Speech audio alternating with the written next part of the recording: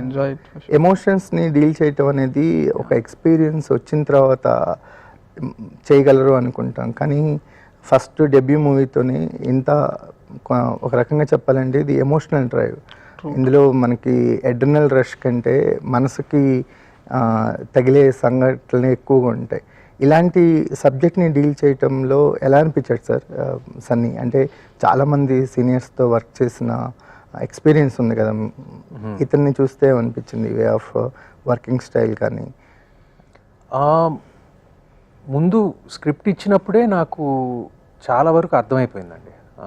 అంటే ఇతనిలో నిజంగా ఒక క్లారిటీ ఉందని. అది షూటింగ్ స్పాట్కి వెళ్ళినప్పుడు నాకు అది, and I saw his previous work also, bits of his previous work. I liked his musical sense and his visual sense. And ఇంకోటి ఏంటంటే క్యారెక్టర్స్ బిల్డ్ అవడానికి ఒక తొందరపాటు లేదండి. అంటే ఇప్పుడు ఇక్కడ ల్యాగ్ ఉంది, అక్కడ ల్యాగ్ ఉంది, తొందర cut.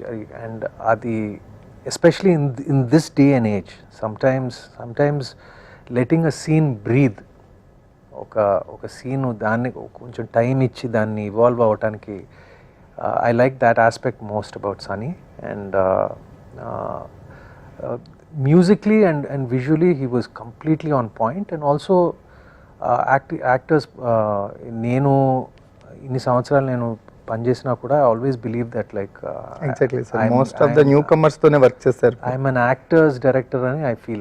I always keep telling like, you know, నచ్చపోతే like, you know, drive me harder, tell me more, like, you know, whatever it is. And he used to and ఎక్కడ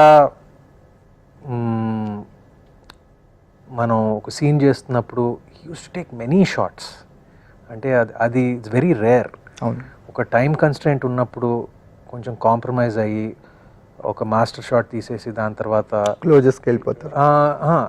అవసరమైన క్లోజెస్ చేయకుండా, అవసరమైన ఇన్సర్ట్లు చేయకుండా, he was very ఏమంటారు planned and methodical and everything. అంటే footage చాలా తీసాడు. Short lot of footage కదా.